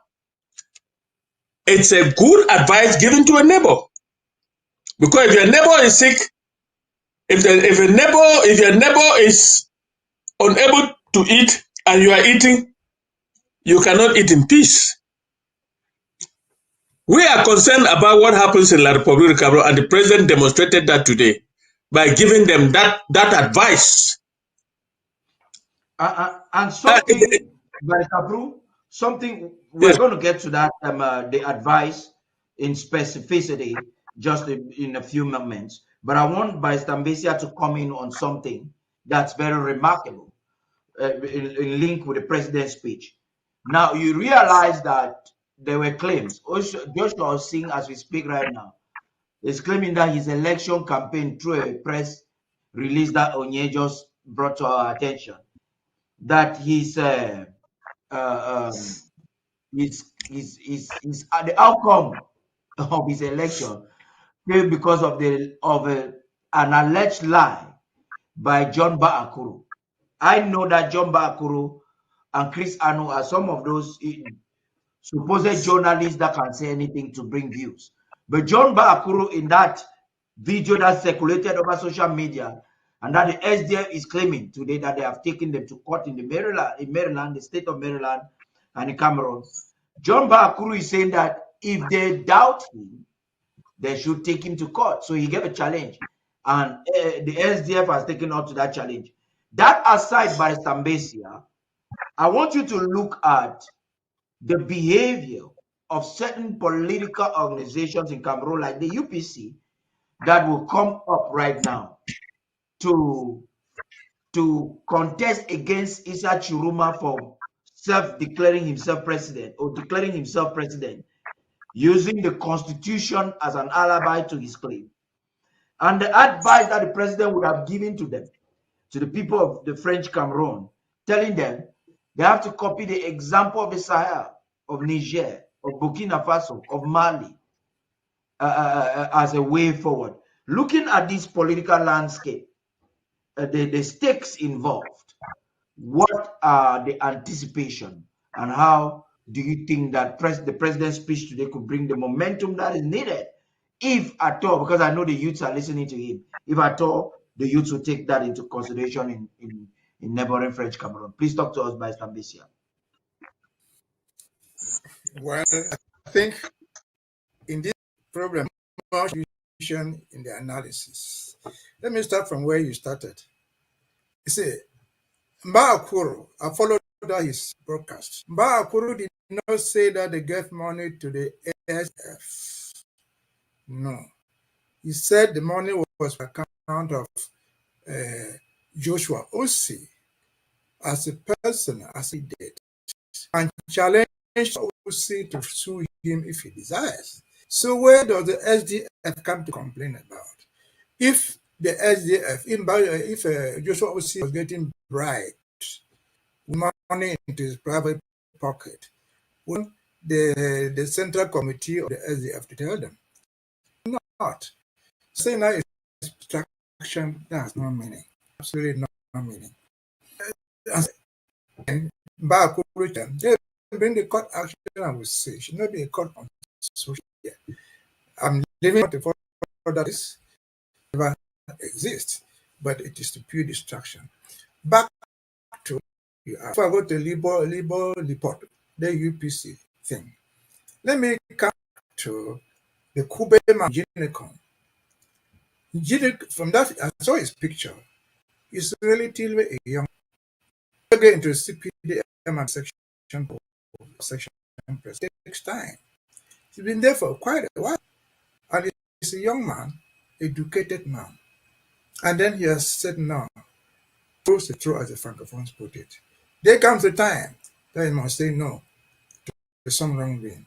And he has said it wrongly, he has said it rightly, publicly. There's fraud being organized and accepted by the CPDM. He is not part of that nonsense. What we expect. But is Mr. Is that guy the only one? Is he the first? No, just take us back again. To Mr. What do you call this man? Who said when injustice become the rule, resistance become a duty. So these are all Ambazonians who have been insiders. They want to remind us in general of what it is. Anglophones call them, in terms of Cameroon, are people who will stand up to the right thing. And there are people who will say when injustice becomes the rule, resistance becomes the order. It becomes a duty. And so are the only ones. You have seen this argument in the East Cameroon College where they are arguing left and right. None of them has stepped down, at least to the best of my knowledge. These Ambazonians that are past who are saying, look, this is too much, we can no longer take. Let's go back to what PC people are talking about. And this is that Chiroma is a Democrat elected or not. Yeah. Most of our neighbors educated as the professor of law, nothing that you can imagine. Don't read enough. They only have maybe France, where they learn from French universities. These are everywhere. Every day you hear them quoting ça se fait comme ça en Paris, ça se fait comme ça au Sénégal. That seems to be the only thing they know. Whether Stat Roma won the election or not, it's not the debate now. Then go across the board in all democracies. At least those are brothers in Cameroon who are arguing no the American system. The American system, when the presidential elections are organized on a certain Tuesday, the polls close at 8. By 10, the results are so. Everybody in the United States and the world knows who has won the election. It is public record. But you don't become the official president of the United States until the Congress meets and then they have the votes, which are according to the states. That was the Electoral College. But before the Electoral College was about 2 weeks of elections on a certain Tuesday. The winner is well known. The Electoral College meets just to confirm what is happening, what happened 2 weeks ago. That's what is supposed to apply in Cameroon. Article 113 states that the results are published there. If those results are public, by the end of the day, everybody can calculate and know that A or B had 200, C had 10, and then they will know who has won. If these records are public, it becomes impossible for the National Council to revert them because they are publicly known, which is what the UPC is against, which is what the CPDM is against. What is wrong when the elections are counted, the votes are counted publicly? From the public to know publicly who is elected, waiting for confirmation of the National Council. Absolutely nothing legal, politically wrong. They try to reinvent the wheel. I wonder what these people who call themselves UPC or whatever thing what of independence were they fighting for? Independent of somebody, 3-5 of them will be the ones to declare who has won the election. Without they knowing it? Can those people arguing for the UPA? Can those people who run with Issa Chiroma, be it Cabral B or the other 10, 11 candidates, can they honestly say that they don't know who won the election? When must they wait until somebody based on no records to come out and announce the victory? It's being dishonest. A dislike of Issa Chiroma, if that may be, is irrelevant. The fact is that where the votes took place, they were publicly counted. Everybody could count. They were recorded on the blackboards. Most of them were in primary schools. They were put on paper. The papers can be photographed, photocopied. The papers can be scanned, and everybody can have that figure there. So the way for a constitutional council is as lame as it is unfounded, absolutely unfounded. But again, let us go back to others. Mr. Kube and Mr. And other parliamentarians, they are the only ones. They were the CPDM. The CPDM is part of the whole system, which is fraudulent. We're told, I don't know how far it's true, that at the creation of CPDM or transformation in 1985, the word democracy was not even there. It was simply, Yeah. yes, that they added democracy because Francha insisted on it, since we were going to be vice president. So they have never known democracy. Whatever go of CPDM has no meaning in democracy. And so we must say, We are coming back. We'll be coming back to you by Mbeseha because, like I said, we have a long night. But I want us to touch before we get into those intricacies of CPDM democracy, which you know is totally absent in French Cameroon. I want us to look at how the government uses repression, aggression on youths at any time they are doing a peaceful protest. You've seen that in Chang in Bafusa. And that's exactly the same thing that's happening in Ambazonia, even as we speak. So I'm happy the way Onye presented a report earlier on. She just indicated to me that she has a report in like manner of what is happening even as we speak today in Ambazonia. Onye, please talk to us. There are crises and there are protests going on. Lives are being lost, sadly, in Ambazonia. And so just yesterday, the body of Amanda Bertrand, a man from Mile 27 in Bafut, was discovered at the Mile 6 dump site in Bamender's Malcon neighborhood. Residents reported finding the corpse with severe wounds to the head, the back, and the leg, which of course is going to spark widespread outrage and concerns over human rights abuses in Ambazonia perpetrated by the La Republic de Cameroon army. Eyewitnesses claim that Bertrand's body showed signs of being shot with bullet wounds consistent with being brought to the scene and executed. Several residents recalled hearing gunfire in the area around 9 p.m. on Monday night, preceding the discovery of the body on Tuesday and Wednesday. Well, according to local sources, Bertrand had previously been arrested by the French Cameroon security forces, although no official confirmation has been made regarding these allegations. But this incident is not isolated, as we all know, as local reports similar cases of young men being found dead from bullet wounds under very unclear circumstances. Frustrations are mounting as investigations into these cases rarely yield public results. We all know that. But we here on Undaunted do so much to just bring it to the public's notice. Bertrand's body has been returned to his family, but the circumstances surrounding his death have reignited concerns about human rights and the rule of law in Ambazonia. The mounting number of unresolved deaths is fueling community frustrations, and demand for transparency and accountability is on the rise. The question is, who killed Bertrand? Why now?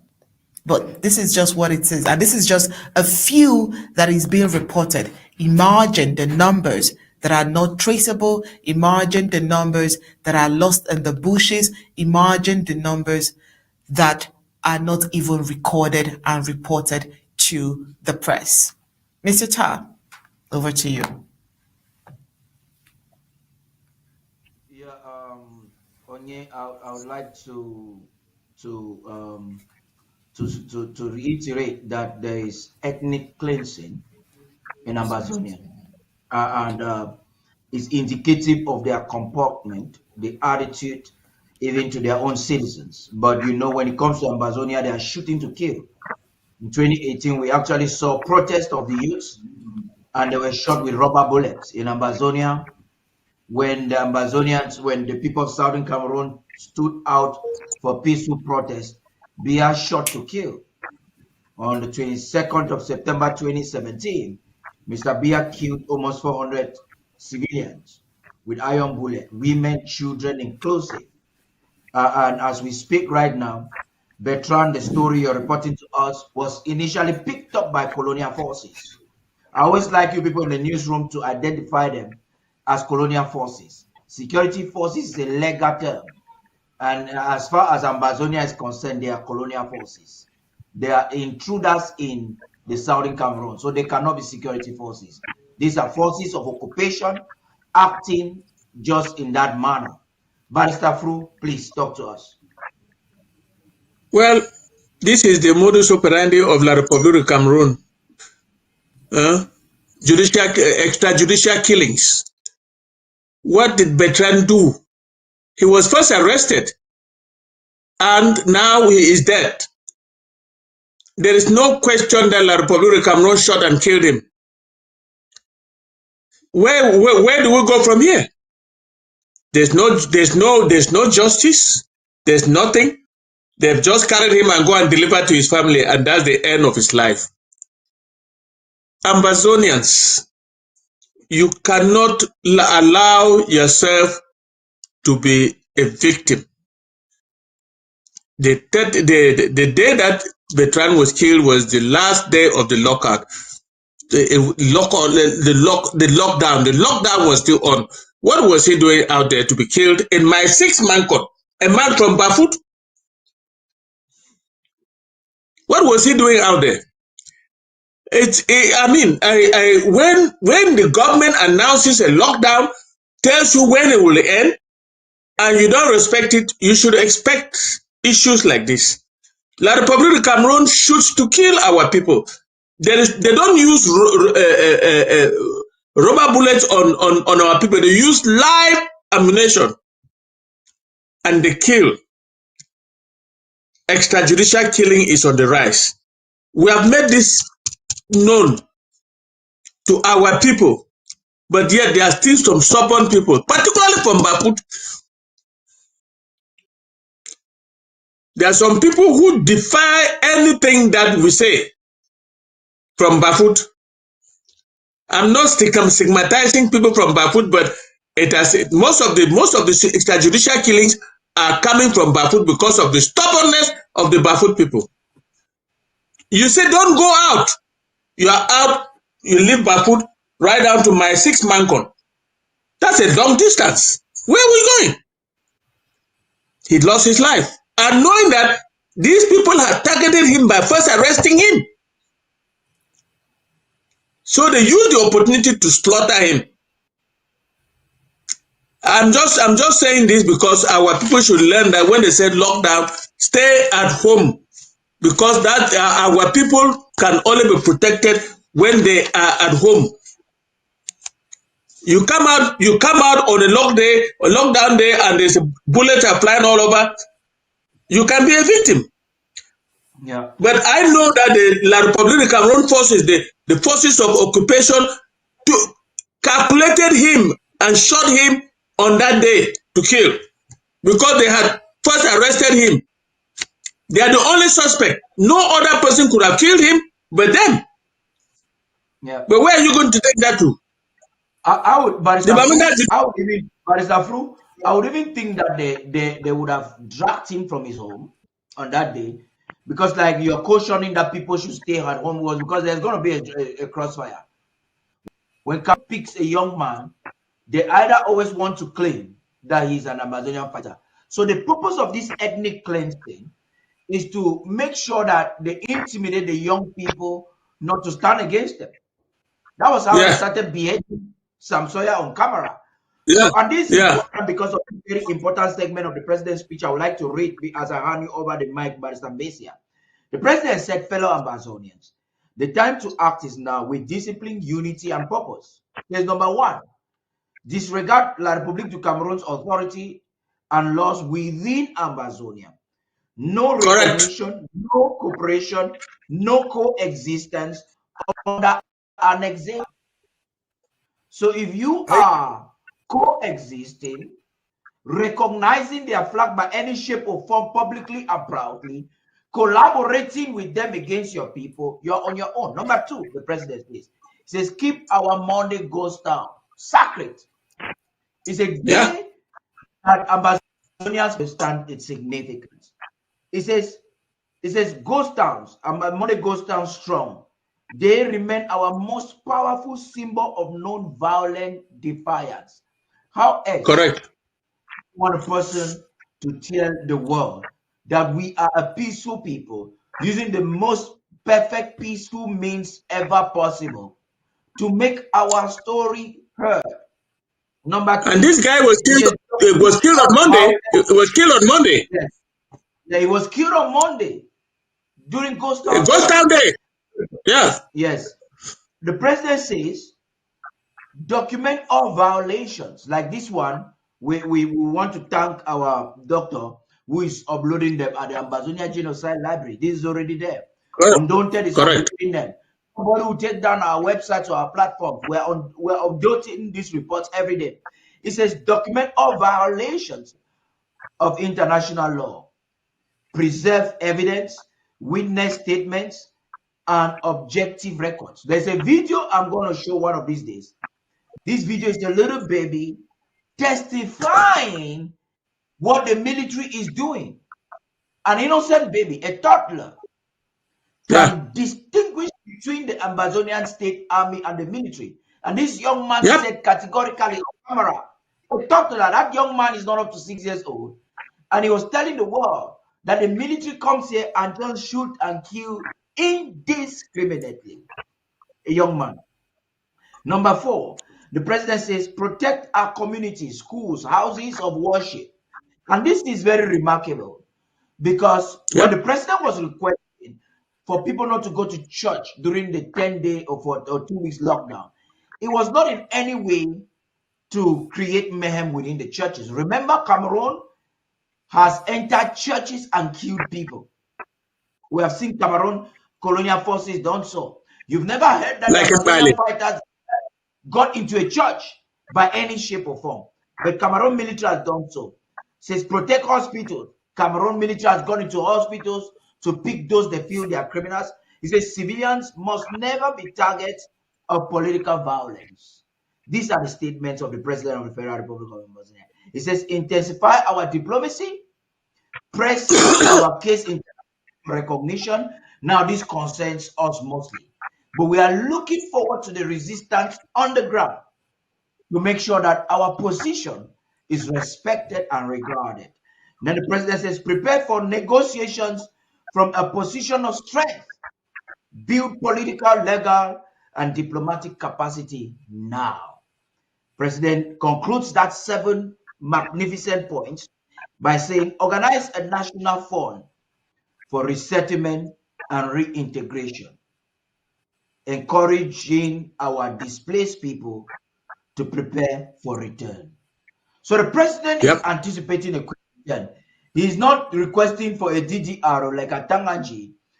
He doesn't know that a DDR à la manière du Cameroun is crime against humanity because you are recruiting fighters, using them. These are people who are traumatized that need counseling and therapy.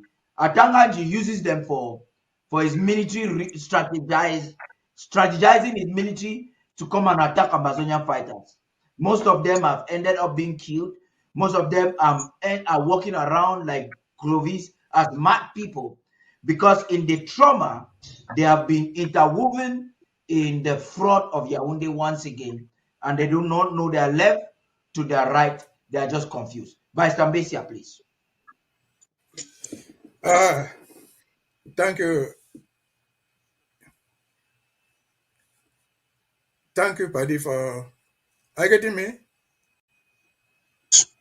Very loud and Are you clear, getting sir. me? Very, very loud. Thank you for giving me the opportunity. You see, we have many days, many sessions to analyze the president. Let us go back to that gentleman who was shot and killed and analyze his death in the context of what is going on in Cameroon right now, during, before, during, and after the elections. You see, after the elections, all of us can see Douala, we can see Yaoundé, we can see Bafoussam, we can see Bam, we can see Ghana, we see Marwa. Every place is on fire. What is interesting is that the military occupied those towns. They have killed nobody, just nobody. They use water cannons to disperse the people. Could it be replicated in Amazonia? If an Amazonian came out just to protest a bit, they shoot and kill you. So it is for our people on the ground to know what we say we're against. Why is it that in spite of all these demonstrations in Douala, in Bafoussam, in Cham, in Garawa, in Marawa, and you can name it, they have killed no. And then a poor guy in Bamenda, they're moving from one street to the other, they will shoot him and kill him in the same context, period of time. And so, is this a country that we can call ours? Are these people who continue to regard us as part of them? Certainly not. If you look back to what started this struggle in 2016, it was nothing on the magnitude of what is happening in Marawa and Garawa today. But they opened fire not on Agwambala, not on Dikentasang in Yaoundé. They came and burned our villages everywhere they could find. They sent our people running from wherever they could to survive. They escaped to Nigeria, where they could find peace there. They ran to Yaoundé, they escaped to Douala, they escaped to the forest. And these are people who say they are our brothers. No. Again, based on these elections, what are brothers and sisters whom the president has described as ambassadors who have lost their ambassadorness, who campaigned for the election to take place? What was their campaign? They came to us in different groups. I saw them campaigning that ambassadors should have a break to allow their people who are on vote for their candidate. That's a good idea. But I never saw them anywhere campaigning that the government will call a ceasefire to give room for people to go and vote. Never. Never. So if you brave it to go out to vote, and you wore, for example, your ambassador t-shirt, and you're somewhere in Bamenda and Boye, they will shoot and kill you.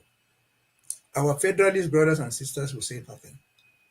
All what they required was that we should call off the ghost town, while the military continued with its onslaught against the people, to make them go and vote for their candidate. Again, bottom line, to all ambassadors in the villages, in the towns, in the diaspora, are these people you want to live with them? Are these people you can call your brothers and sisters? Are these people you can even call your own good neighbors? To me, they are not. And that's the reason we fight. And that's the reason why the 7 recommendations of the president they have just read through have to be implemented, or one at a time, or at the same time. Again, we're in the wrong place. Not by our own choice. We're forced into it. We'll get out, not by the people who fought there, by ourselves fighting to get out of it. Our AS is your best. You will do our best to educate everybody else. But let no ambassador make the mistake to think that we are together in this nonsense. Elections or other elections, we are not part of Cameroon. 64 years of freedom has taught us the lesson. Again, we said where injustice will become the law, the duty. They have been so unjust to us that Mr. Chuba, who joined the CPM and rose up to the level of section president, off as a junk of the state, as a junk of the party that rules the country. Who else could give better evidence about that party more than people of that caliber in the village? Yeah. Over Yeah. to you. Yeah, I think that was a very remarkable one. As we conclude, because on Saturday the president is talking about the reinforcement draft on Saturday, which we're going to be sending out the publicity for it. We'll be sending it out now. On Saturday we'll start the pre-draft analysis quite early, because we're going to open the phone lines. We like a lot of Ambazonians to participate. We hope to start by 7 p.m. If everything moving equal. So the official flyer for it will be sent out now. There's something the president said here, which I want us to use to anchor the conclusion of this particular post-analysis of the president's speech. The president said something, Fru Mbeseha. He says this conflict will not be resolved at any table dressed by retired or compromised actors those who traded principle for position or personal comfort. A genuine and lasting settlement must involve those who represent the living will of the people, not those who have abandoned the cause of self-determination and now beg for crumbs at the oppressor's table. We acknowledge the campaign promises of some candidates to release our people from detention, but let me emphasize the release of our comrades who were illegally imprisoned is not a resolution of the conflict. It is simply housekeeping.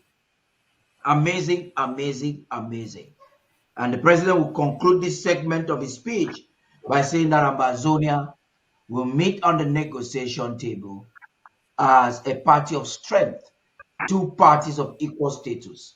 How is this significant? Looking ahead towards the draft, looking at enablers like Enon Chung, Agbobala, and you can name them.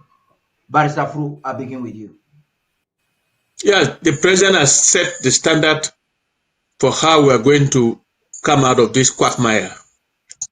First, he has given out the qualification of those to negotiate on behalf of Ambazonia, not retired or compromised people. What does that mean? It means that if you are not if you are a federalist or a black leg or has been won before, or you are compromised, the word I brought into this whole revolution.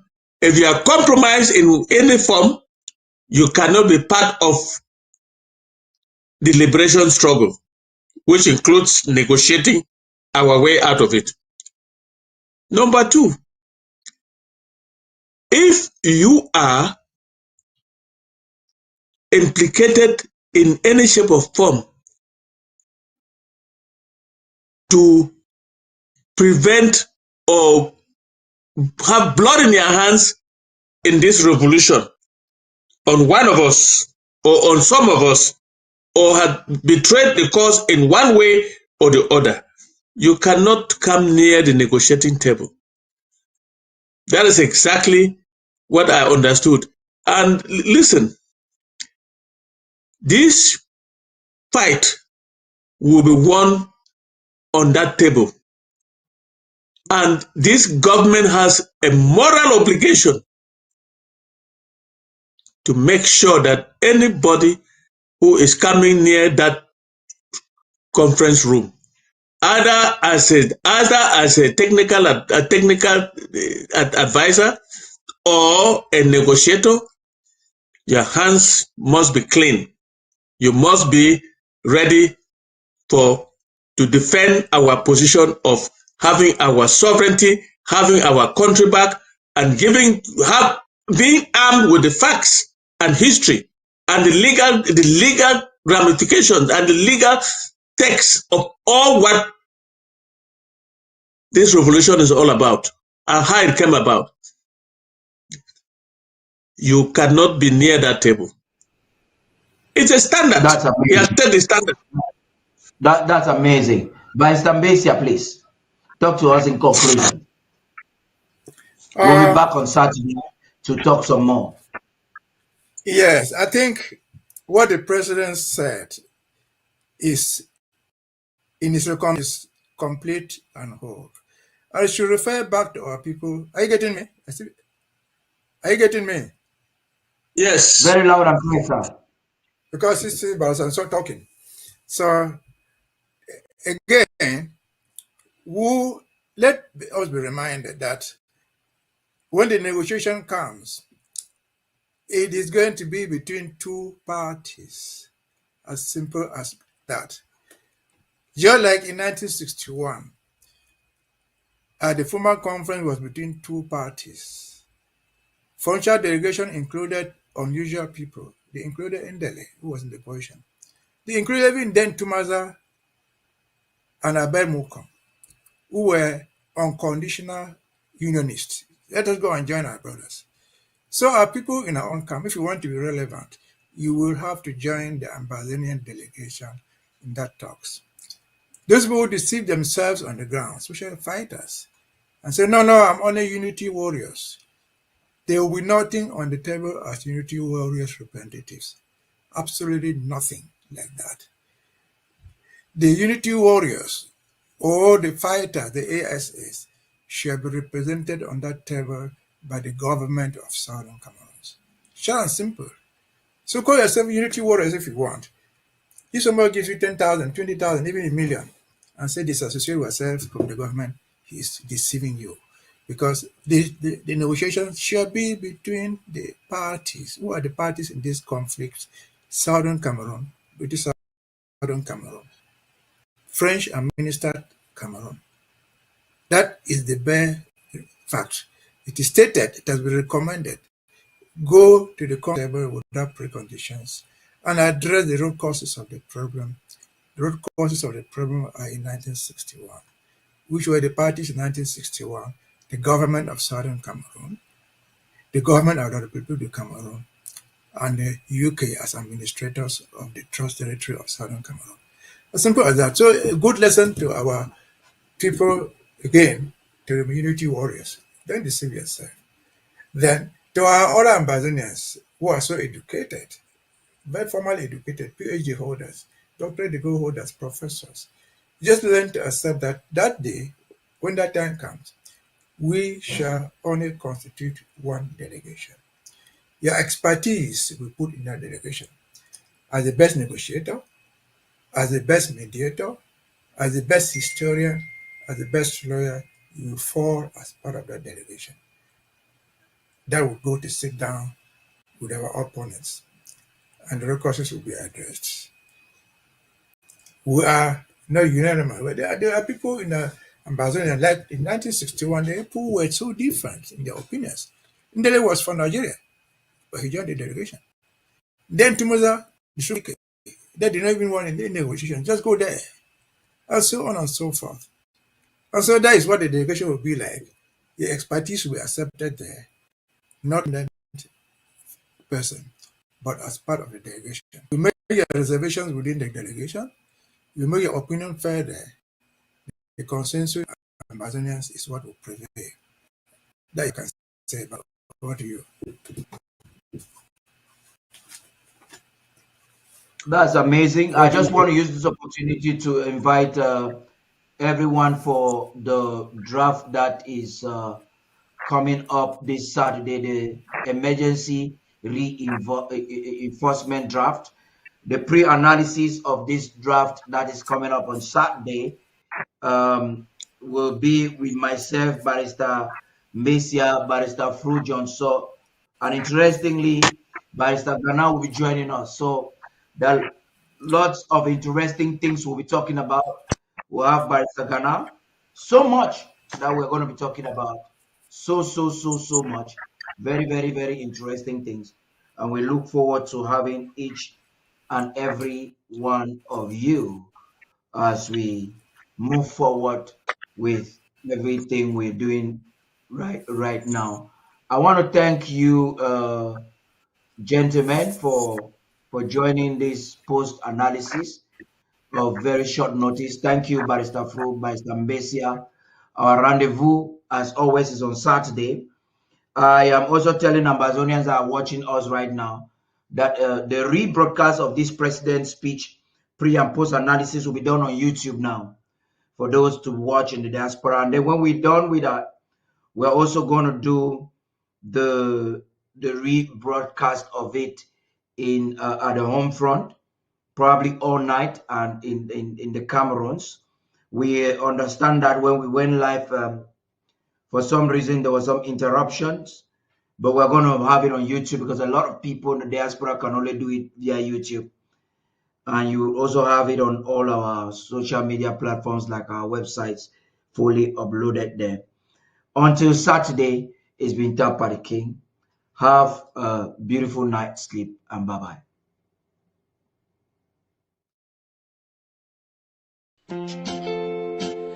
Oh my God.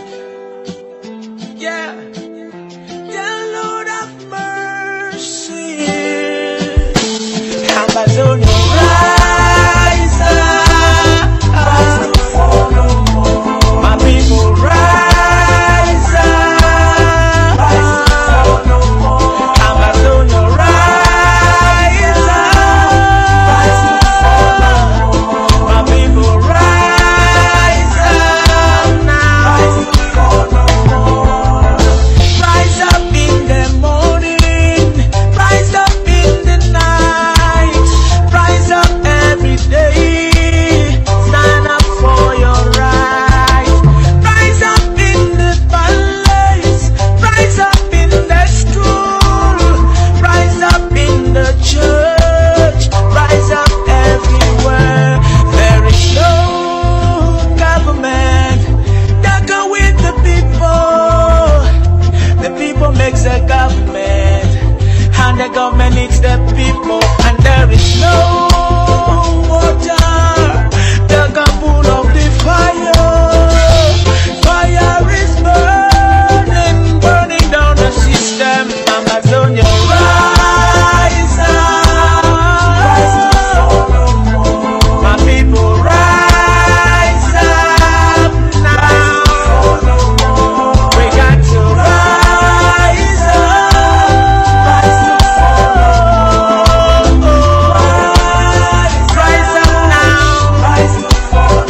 See, freedom is knocking at the door. Freedom is knocking at the door. Freedom to get a job, freedom to go to school, freedom to come back home. Want to be busy, let me tell them no. Freedom to get a job, freedom to go to school, yeah. Freedom to come back home. Better Medicare system, and there is no government that can win the people now. The people are the government, and the government needs the people. And there is no water that can put out the fire. Fire is burning, burning down the system.